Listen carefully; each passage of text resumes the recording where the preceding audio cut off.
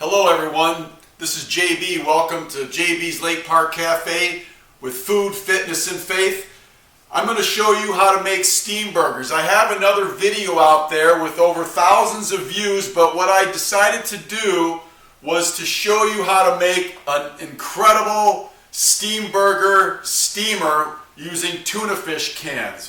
What I did here is I got 6 large albacore white tuna chicken tuna cans, and I adhered them together with some nuts and bolts, and I have them on a dowel rod, and I also have a base here. You can also make a base out of the actual tops of the tuna cans, but I found one of these that's just a little bit more durable, and I screwed it onto the bottom.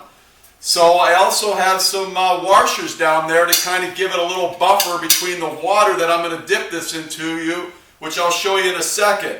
So what I can do is I can also put this over the top like that, and I have a buffer between the 2 stacks and a little hook here on top, because I'll tell you, when you pop that out of the steamer right here, the boiling pot of water, you're going to want to have some tongs or something like this. I made this out of some dowel rod and a bullet shell here, along with a tip and a little notch in there so I can kind of pull it right out. Pretty ingenious, I know.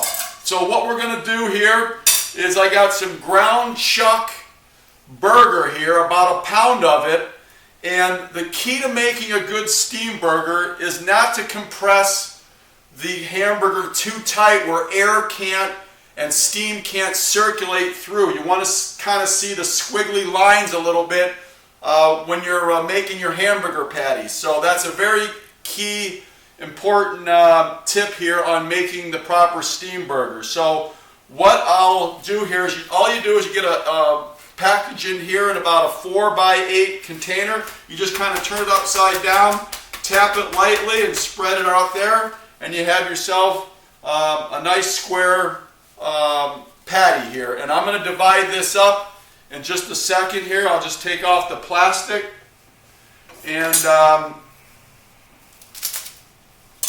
we'll turn that up, and we'll just cut it right here into 4 sections, even sections. So they'll be about 1/4 pound each. All right? So what we'll do is we'll come back here in a little bit.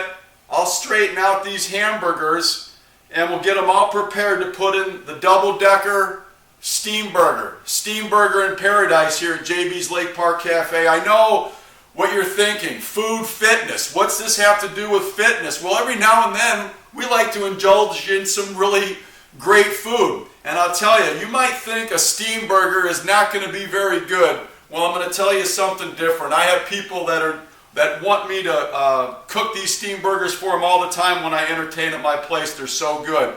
So don't let the way that we prepare them turn you off, because these will steam out all the grease and still be really juicy burgers. And we're kind of like on seafood diets here at JB's Lake Park K and Fitness, Food, and Faith. So a seafood diet means we like to eat everything within moderation. So I'm going to get the water boiling. I'm going to prepare these patties, and I'll be back in just a minute, and I'll show you how to do everything. Okay, welcome back to Food, Fitness, and Faith. I got the water boiling right here. What I did while we were off camera is I prepared some steam burgers. As you can see, there's a little hole in the middle just to kind of get the centers cooked a little better and thoroughly. And I put seasoning on the bottom of the tin cans along with some seasoning on the top. What I'm using here is back of the yards from the merchant spice shop over there on Well Street. They got great spices, and it certainly makes the cook look really well. This is Milwaukee iron. It was developed for the Harley-Davidson motorcycle company up there in Wisconsin. So I'm going to sprinkle a little bit there on top too. So we got seasonings on the top and on the bottom, and what's going to happen is the juices are going to soothe in this burger while it's steaming for about 7 minutes. I'm only cooking 3 right now because that's about all I can handle with the Team Naughty here. and we'll probably cook another batch, but I just want to kind of get things rolling. I got my cheddar cheese. Now this is real important. I got a 3-year-old Australian white box cheddar. Now you don't want to be skimpy on the slabs of cheddar. And when I put this on, I'm not going to put it on and melt it. I'm going to put it on after the burger comes out of the steamer and just kind of let it get warm so it's not all melted and just slides down your throat and all gooey. When you chew this, it'll give you something to taste, and the taste will really come alive when you chew on it. I also got some nice red onions sliced up already, so we'll get that all prepared. Also, I made this cheese slicer out of a U-bracket and some guitar string, an E-string guitar string from either acoustic or electric guitar, which is really nice. You couldn't buy one of these half as good. They don't even make them like this. The wire that you buy from the stores, it actually plows through the cheese. This actually just slices right through, and I made this for like $6 from an E-string. If this ever breaks, which it never has, I got a lot more backup. So I just slice that baby right off, and you're going to want to slice off a nice healthy slab. Don't be skimpy on the cheese. This is very expensive 3-year-old cheddar. I also have some slider buns that are from Petridge Farm. So these are great buns to use because they're smaller and they don't have as much bread filler. What I did is I kind of peeled out the center of the bun to eliminate all that extra gluten and filler that's just really going to take up the taste of these burgers when they come out of the steamer. So I'm going to throw that away. So I got my cheese, I got my onion, I got some really good brown mustard that I'm going to put on this, and just a little bit of mayo, or you can use some yogurt if you want, but it's just going to be a very light spreading of the mayo, and I'm pretty generous on the stone ground mustard. So we got our buns prepared. You can toast these if you want.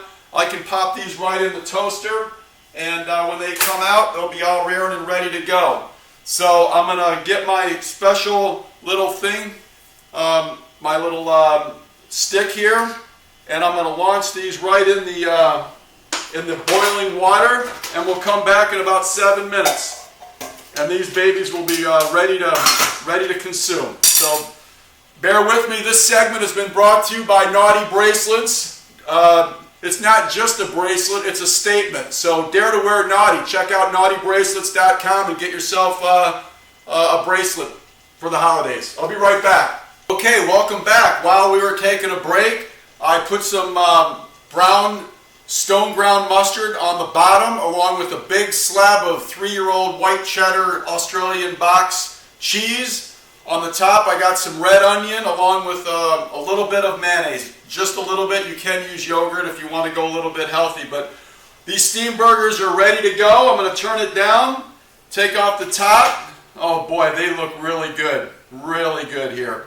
And then I get my special little device. You can use tongs if you don't have a little device like I have. And if you don't even have this carousel that I am using, you can just put the tuna fish cans in a, you can put them in a spaghetti strainer or something like that. Just lay the can right in there and cook one at a time or two at a time if you have a steamer or something like that. So you don't need a device like this. The reason why I have that I can cook 6 quarter-pounders at one time is because my friends come on over. The time I'm done cooking 6 of them, they're done and they want 6 more. So it's really easy. It's a double-decker and ready to cook. So these took about 7 or 8 minutes, depending if you make a third of a burger or a quarter-pound burger, a half-pound burger. It really all depends. You can use the bigger buns, smaller buns. I like the less dough. I like the smaller buns with a big burger on there. Look at these. All the fat has been drawn out of these burgers.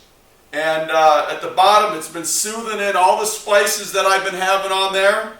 And the hole that I pricked in the top with a little bit, using a a chopstick is going to make the center cook thoroughly through.